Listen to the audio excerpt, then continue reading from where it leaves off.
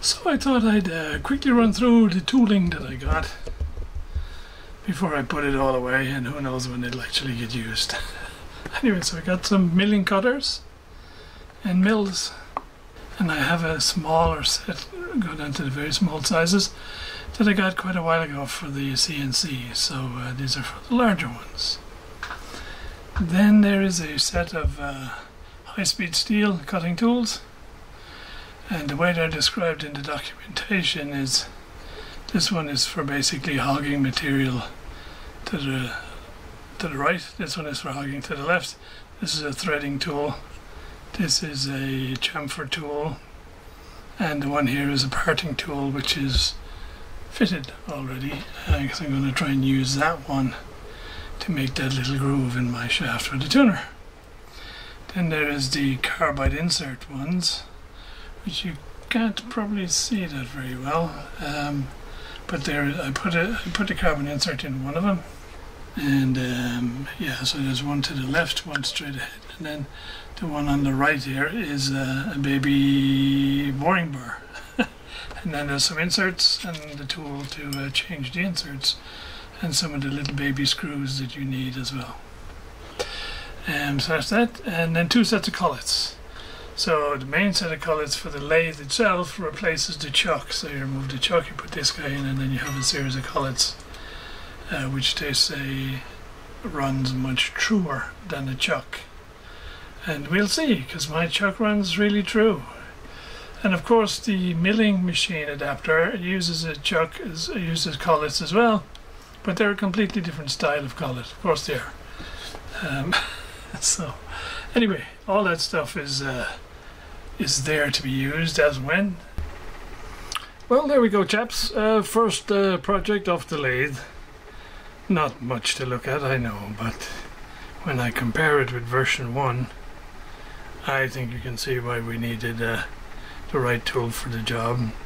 The reason this is 8mm rod rather than, let's say, 6.3, which was the diameter of the pot shaft, is I couldn't find any, I couldn't get any 6.3mm rod here. Everything's metric, so I could get 6, 8, 10, whatever. And I did find a supplier in the UK, but they don't ship abroad anymore, so I guess that's a Brexit thing, I don't know.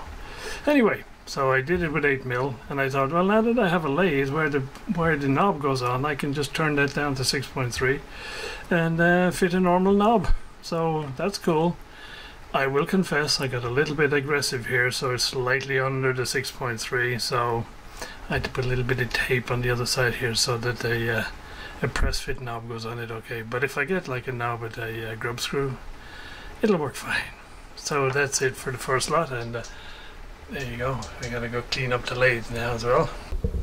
So here we have iteration number 3, which also doesn't work.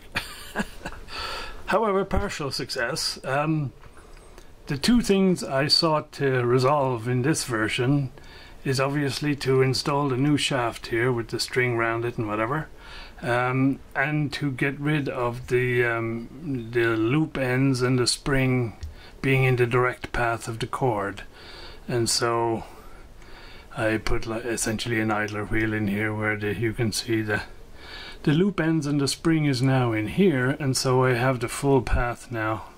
So long as I can get it working, I got rid of it. So that works. That's fine.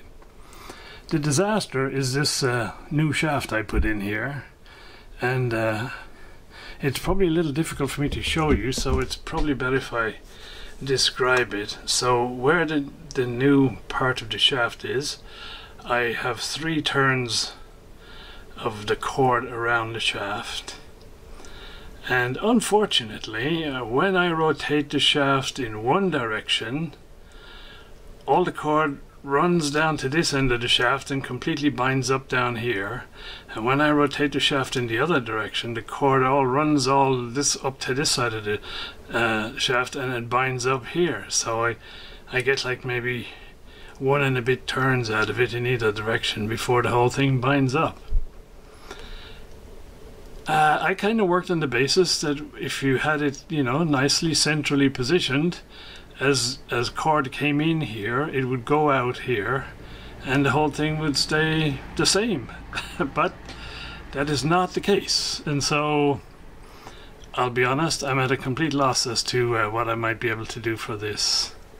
The other learning is to do with the V pulleys, because those guys are just like just a clearance 3mm hole in them, and then a 3mm bolt coming through, and they turn quite freely so long as there's no side load on them. But of course, once you tighten up the cord, there's a fairly significant side load, and they just jam up. They don't turn at all once there's a side load on them. So these guys are going to have to be have some sort of bearing or bushing type setup so that they'll be okay to rotate under side load. But that, I think, is a fairly easy problem. This one up here, this is a noodle breaker. So if you guys have any ideas on how I could get that to work as I expected it to work, that'd be just great.